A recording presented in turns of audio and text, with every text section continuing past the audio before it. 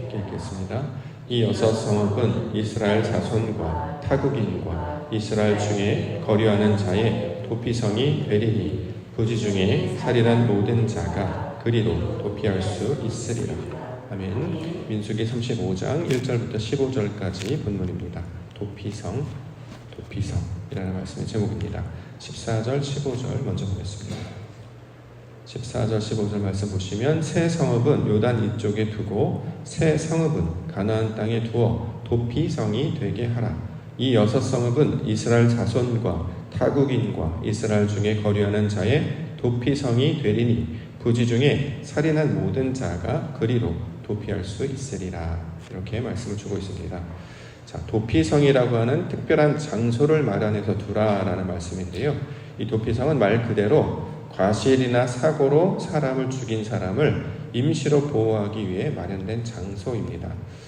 우리나라 옛날에도 이런 장소가 있었다고 해요. 삼한시대에 보면 소도라는 곳이 있는데 성격이 좀 많이 비슷하다라는 생각이 들었습니다.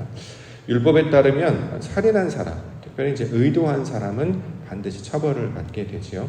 그런데 그렇게 의도한 살인 말고 과실이나 사고로 뜻하지 아니하게 그렇게 부지 중에 사람에게 피해를 입힐 때가 있다라는 거죠. 이제 그런 사람들은 바로 심판하거나 처벌하지 아니하고 도피성으로 도망가게 해서 그 속에서 임시로 살아갈 수 있게 했습니다. 자, 우리로 이제 적용을 하면 이제 구치소 정도 해당하겠다 싶습니다. 근데 구치소는 좀 이렇게 강력한 법적인 강제적인 어떤 장소라면 도피성은 자발적으로 자기가 들어가는 것이 되겠죠. 억지로 갇히는 것이 아니라 스스로를 보호하기 위해 만들어준 장치가 될 수 있습니다. 다만 이 도피성에 들어가면 나오기가 이제 어려운데 다른 방법, 예를 들어서 배상하거나 보상하거나 이런다고 해서 나올 수 있는 곳은 아니고 딱 한 가지 방법이 있는데 그것은 바로 대제사장이 죽었을 때, 그럴 때 유일하게 나올 수 있게 됩니다. 들어간 지 1년이 됐는데 대제사장이 죽었어요. 그럼 1년 만에 나올 수 있게 되는 것이고 들어갔는데 대제사장이 안 죽어요. 무병장수에 오래오래 섭니다. 그럼 못 나오는 거예요.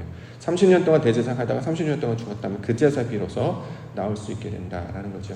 율법의 한 제도인데 우리 가운데 어떤 상징이나 교훈을 주기 위한 것으로 우리가 이 말씀을 받을 수 있겠죠. 자, 일단은 부지 중에 살인한 자를 보호하려고 하는, 그러니까 사람들의 연약함이나 실수에 대한 보호를 하는 어떤 장치적인 개념으로 이 제도를 마련해 두어서 이 연약함을 보호하려고 하는 하나님의 의도가 담겨져 있는 것이고, 또 하나는 이제 이 대제사장의 죽음을 통해서 나올 수 있기 때문에 이 부지 중에 살인한 자가 결국 대제사장과 연결이 되죠. 연합이 됩니다. 그의 운명에 따라서 이 사람도 자유가 되느냐 계속 머물러 있느냐 이렇게 된단 말이죠. 그래서 이 모든 이 주권과 판단이 대제사장과 연합함으로 그의 생명이 대제사장의 손에 달려있음을 우리 가운데 상징적으로 말하고 있습니다. 왜 이렇게 하느냐면 이 땅 가운데 신약에 대제사장으로 찾아오신 분이 있단 말이죠. 그리스도 예수께서 대제사장의 역할을 하기 때문에 그의 죽음과 나의 삶이 연결되어 있어요. 그가 죽으면 내가 살아나게 되는 이런 것을 이제 우리 가운데 교훈하기 위해서 가르쳐주는 장소로 이 말씀을 우리가 함께 받을 수 있을 것입니다. 자, 이건 이제 문자적인 뜻, 율법을 두어서 사람을 임시로 보호하게 하고 거기서 임의적으로 사람들이 처벌하거나 재판하지 않고 재판할 수 있도록, 그래서 어떤 실수라든가 사람들의 판단이거나 또는 증인들에 의해서 이것들이 증거될 수도 있는데 또는 의도적으로 잘못된 증인을 통해서 엄한 사람이 피해를 당하지 않도록 이렇게 되는 장소로 이제 먼저 이해할 수 있을 것입니다. 11절과 12절에 보면 그 내용이 나와 있는데 너희를 위하여 성읍을 도피성으로 정하여 부지 중에 살인한 자가 그리로 피하게 하라. 이는 너희가 복수할 자에게서 도피하는 성을 삼아 살인자가 회중 앞에서 서서 판결을 받기까지 죽지 않게 하기 위함이라. 여기에 이제 주로 이제 적용되는 율법 중에 하나가 이제 눈에는 눈, 이에는 이였죠. 처벌을 받은, 그러니까 피해를 받은 사람은 동일한 것으로 이제 처벌을 하거나 보복을 하는 것. 이게 이제 율법에 1:1 대응하는 그런 의도였습니다. 근데 우리가 이제 율법을 그렇게만 받는 게 아니라 조금 더 깊이 있는 의도를 볼 때 율법이라고 하는 것은 이 사람이 이런 죄를 졌으니 거기에 상응하는 대가를 치른다라는 개념으로 우리가 이해를 했습니다만 원래 의도는 그렇게 율법을 가르쳐 주시는 의도는 우리가 여기 범죄자에 해당하는 거 아니겠습니까? 우리가 다른 사람을 판단하는 기준으로 삼는 것이 아니라 하나님께서 우리를 이렇게 대하신다라는 말씀으로 이 말씀을 받고 있어요. 그렇기 때문에 눈에는 눈, 이에는 이는 보복이나 처벌을 명하는 말씀의 내용이라기보다 하나님의 것이 내 것이 된다라고 하는 하나님의 의도가 담긴 의도로 우리가 이것을 조금 더 확장해서 폭넓게 이해하게 되었단 말이죠. 눈에는 눈, 이에는 이 이런 단계로만 보면 너 나에게 피해를 줬어, 나도 너에게 피해를 줄게 이렇게만 받는다고 하면 그건 이제 사람들의 율법의 아주 낮은 차원의 기능이 되겠습니다만 눈에는 눈, 이에를 이를 하나님의 눈이 나의 눈이 되게 하시고 하나님의 이가 나의 이가 되게 하여 주시옵소서. 결국 우리가 바라보지 못하고 능력이 없음을 하나님께서 채워주시는 내용으로 보면 이 율법의 내용이 은혜요 또 사랑에 하나님의 부어주신 약속으로 우리가 이해를 할 수 있게 된다라는 것이죠.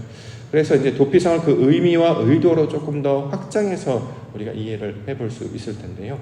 도피성의 의미를 가만히 그 문자가 주는 내용을 통해서 살펴보게 되면 도피성이라고 하는 것이 이제 부지 중에 살인한, 그러니까 아직 연약한, 완성되지 못한 상태에 있는 자가 결국 나중에 완성된 상태로 변화되는 내용을 다루고 있는 것으로 우리가 이해를 할 수 있을 것입니다.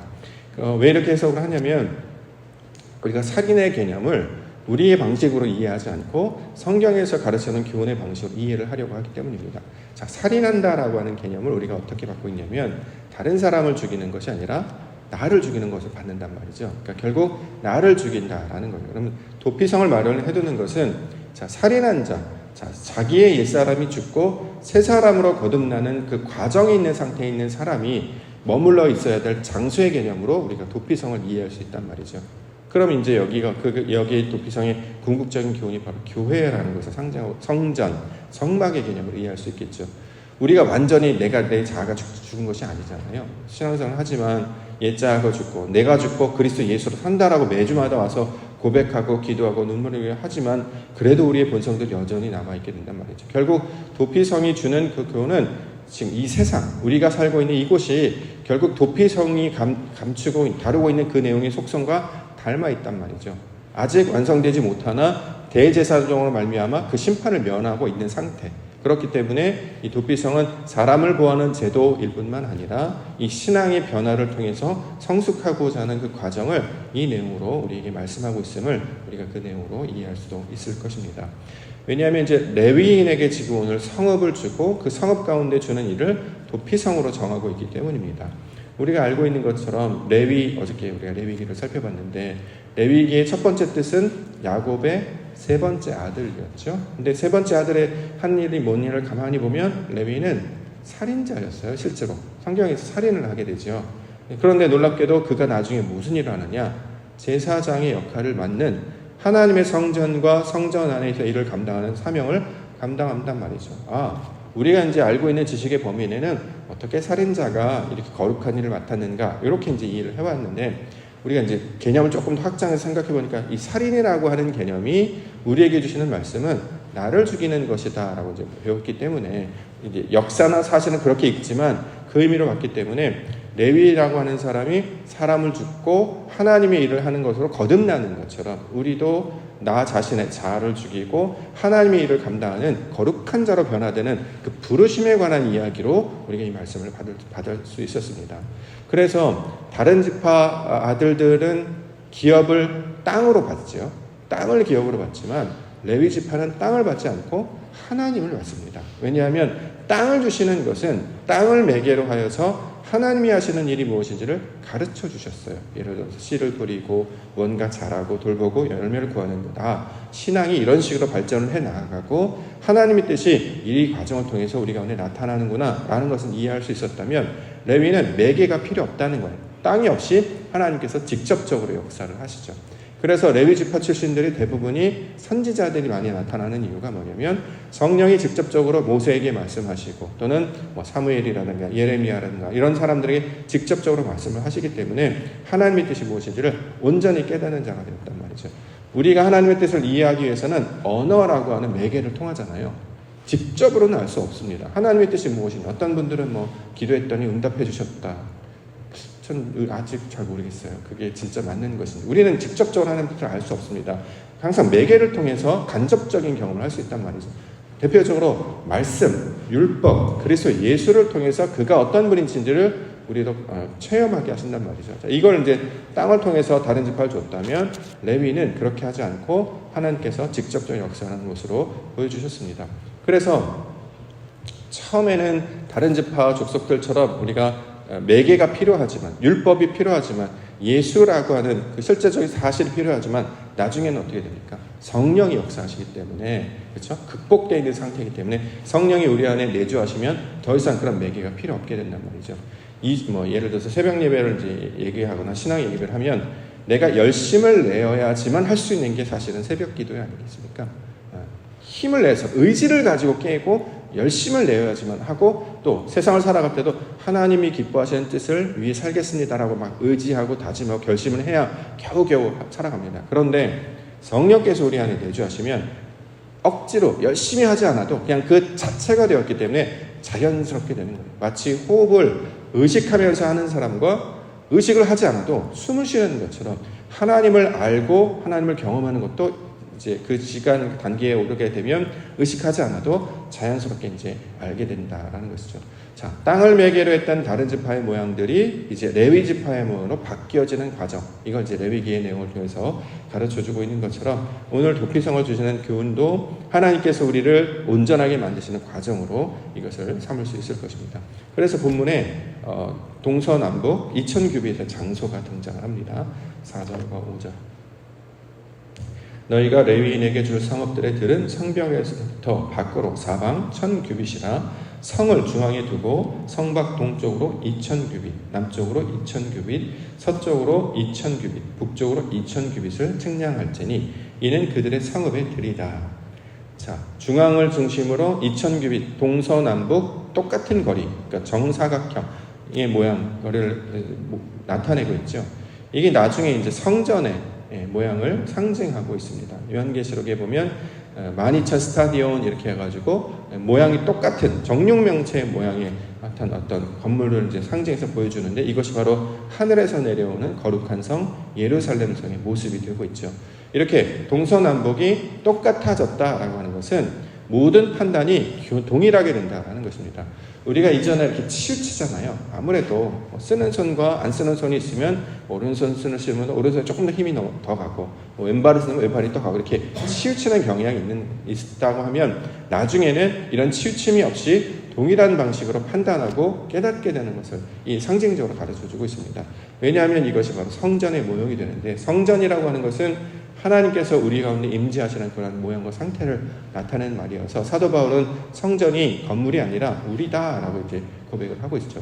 우리가 바로 하나님의 성전인 것을 너희가 알지 못하느냐? 그러므로 성전은 우리 안에 임재하시는 하나님의 거처를 말하는 것이고, 그 모양은 동서남북, 이제 신약에서는 높이까지 있기 때문에 입체적인 이제 모양으로 나타나고 있는 것이죠. 자, 이것이 바로 하나님이 거처하실 모양을 상징하는 것이기 때문에 결국 도피성의 의미도 하나님의 우리의 인간의 연약함을 도우시는 하나님의 은혜의 장소, 이것이 그대로 구현된 모양이 예수 그리스도.